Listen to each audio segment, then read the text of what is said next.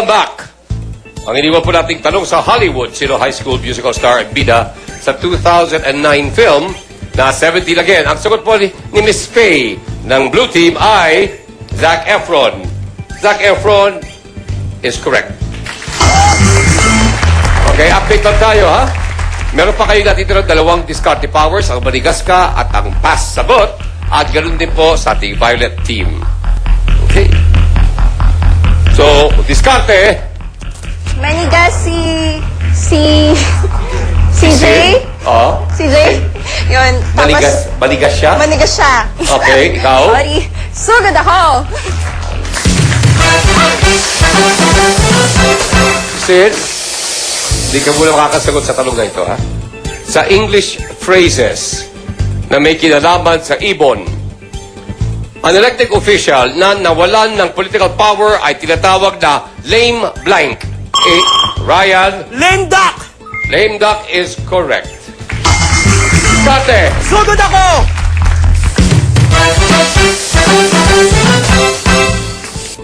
Ano ang sign sa Western Zodiac?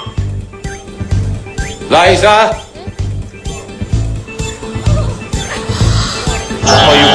Kapayo ko. Violet Team, ano ang sign sa Western Zodiac ng tao na ang birthday ay April 22? A. Pisces. B. Taurus. C. Cancer. Che! Taurus. By the way, April 22 is their anniversary. No, they're celebrating 3 years together. And just so happens that si Che naman, sumagot na Taurus, and that too is correct. Discarte, Che! Sugod ako! Okay. Sinong famous Swiss doctor ang tinaguriang the founder of analytical psychology? Ryan! Pasagot kay Liza! Okay, Liza, I will read it again to you. Sinong famous Swiss doctor ang tinaguriang the founder of analytical psychology? Is it A. Alfred Kinsey, B.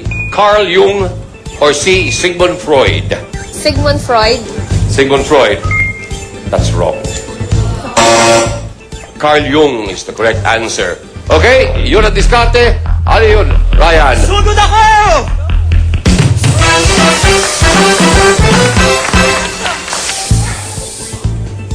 Kumpletuhin ang title ng magazine ng ABS-CBN Publishing. Working Blank. A. Windsor. Ma'am? That's correct. Sugod ako! Sandali. Ito na. Wins. Diskarte. Sugod ako! Okay.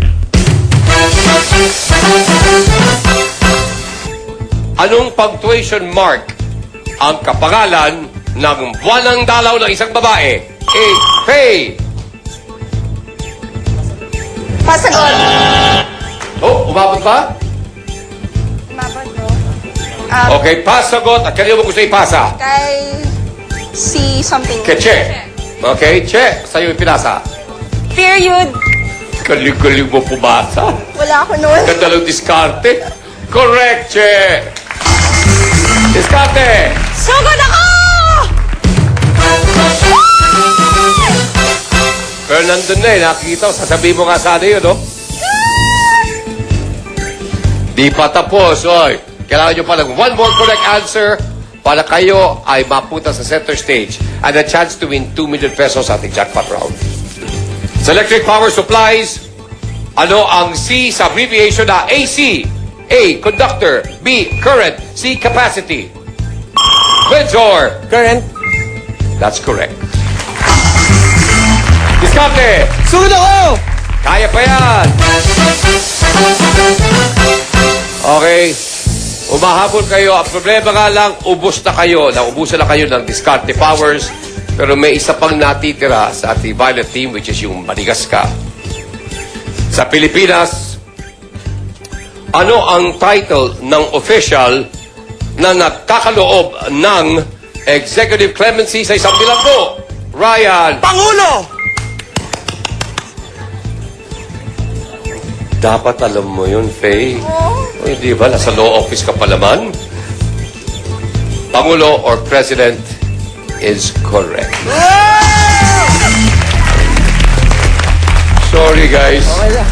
Vince, maraming salamat. Still, kahit pa paano nakikiti pa kayo because you celebrate a very special moment sa buhay ninyo. Okay. Liza, thank you. Balik kayo. Pwede na kayo bumaba anytime you want. Ba't kailangan hawakan ko pa ni Chef? Paano mo pa? Nakita mo? Ha? Well, congratulations po sa ating Violet team.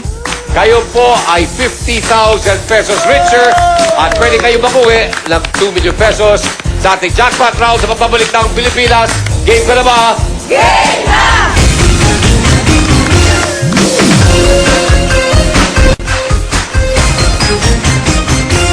Good news para sa lahat. Kahit wala kayo dito sa studio, pwede kayo manalo ng 10,000 pesos dito sa Game Ka Na Ba? Text na.